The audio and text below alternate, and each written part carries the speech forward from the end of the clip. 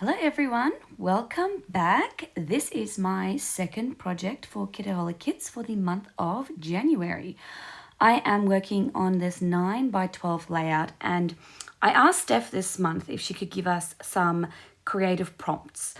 And one of the prompts she gave us is a layout focused on 2021 goals. 2023 goals. You can see my brain is still 2 years in the past. And as I was doing this journaling, as I was thinking about this, I was actually thinking I'm going to do these goals type layout in the context of a letter to 2021. So that is what this layout is. It is a random selfie of myself that kind of matched the colors in this particular kit. And then the main part is obviously the letter to 2022. Anyway. As I have been rambling on there, you would have seen I'm starting to add this grit paste through one of the stencils we got on the mixed media kit onto this layout. Now, my thought was that I wanted to go for more of a subtle look. I think that if you were to try this, I would still recommend adding a little bit of white paint to the texture paste just so that it's a little bit more visible. It is definitely visible in person, but not so much on camera. So what I did is I decided to take some water reactive inks and that matched the colors from that rainbow wood paper that I'm using. And I'm just doing some ink splatters, and then I'm going with a spray bottle and I'm just going to spray and react and activate all of those ink colors to make them run a little bit. And because they run between this grit texture that I've created using those love hearts, it does make the love hearts pop a little bit more, which you will see a little bit later. Now, most of it gets covered up anyway, but it's just so that there could be that little element in the background, which you will see. Now, also, that is a delicious iced tea that I've got on my desk that my husband got me for Christmas. It's a strawberry iced tea and it's amazing, and it's from T2, and I recommend everyone get it. Moving on. I am going to mat my photo on this cardstock from Jen Hadfield. Now, I didn't really know how I was going to use this page full of stamps. And then I realized that my photos actually, both of them, fit perfectly within the boxes, leaving just a little peekaboo of the color on the outside. So I was really happy how that turned out, and it creates a cool bit of texture. Then what I wanted to do was create a flip up. Because I wanted my journaling to be a little bit hidden, because I didn't necessarily always want to read. It's a bit more heavy journaling, but also it's good, but it's just not necessarily something that I always want to be able to read every time I look through my entire album. So I am first going to put that journaling on some white cardstock for reasons I don't quite understand now, because in a few minutes I'm going to put it so that it's on pink cardstock, which means that as it is back to back with that photo of me, the pink peeks through on the sides. But for now, I was thinking I'm going to put it on the white. I think the reason why I had to do is because it ended up being that the photo was taller than my journaling, and I couldn't make my photo much smaller. So that's why I added the little pink border as well. That is my reasoning. Sorry for my tangent. I'm also really sorry that I'm off camera for a lot of this. It was very annoying because normally I have my camera set up so it's a bit on a tilt so you can actually see what I'm doing, but I forgot to do that because I'm a bit rusty after all the December daily things that have happened this month. So I am not currently on screen, and I do apologize for that. I am creating the hinge now. So I just took a scrap piece of cardstock and I folded it in half, and I'm going to stick the photo down onto it first. Then I'm going to back it with the journaling, and I do put it upside down at first, but I fix that off screen. And then I am going to set that aside and move on to the rest of my layout, because I didn't necessarily want the white border from the flip up to be visible, which means that I am going to create a slit in my actual layout. So that's why I'm moving on to this big photo, and I'm again just matting that on this Jen Hadfield paper.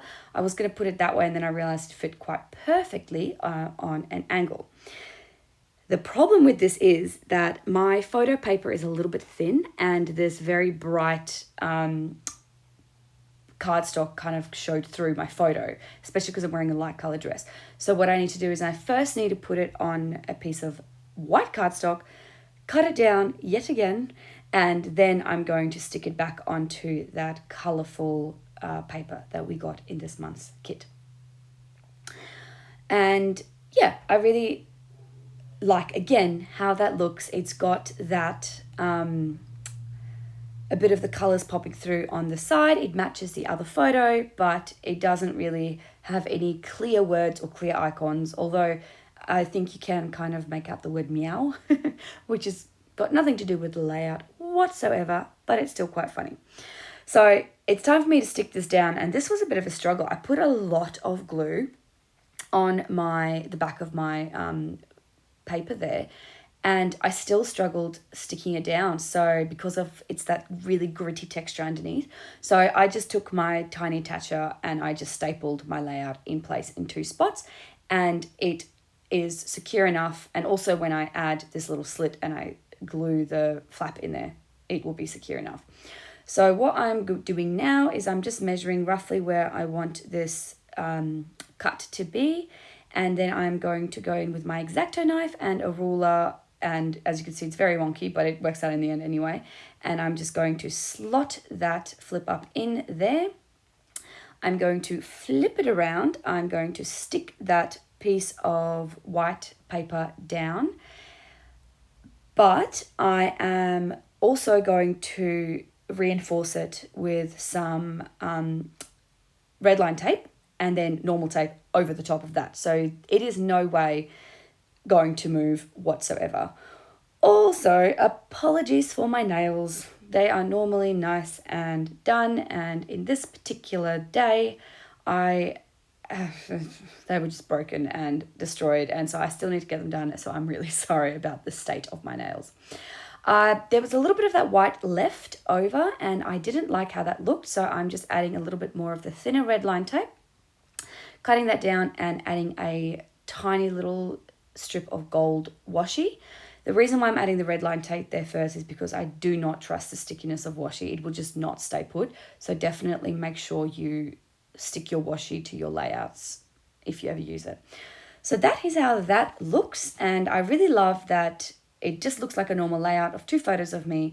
But then you can flip it up and it can create this beautiful, you can see the journaling underneath. So I am just creating a title. I got these glitter thicker alphas from my stash, and I think I've had these since maybe 2018. In fact, I'm fairly certain I used them in my daughter's newborn baby album, and I finished that within the first year of her being born, and she's turning 5 now. So they are old, but I wanted something punchy and glittery and something that's a different font to the golden puffy grateful that I'm sticking down just now. And so what my title is going to be is So Grateful. So I'm just tucking those gold puffies into the flip underneath, and then I'm going to take these ancient thickers, which are surprisingly still very sticky, and I'm going to stick down the word so. Now it's time to embellish, which is always my funnest part of any particular layout that I do. And I'm just going to create 3 little flower clusters. I think I might create 2. I'm not sure. We will see how it goes. I am sticking down that little pre-made cluster behind the grateful. And then I'm going to add on top of that another little sunflower flower that's kind of the same as the one that's already on there, but bigger.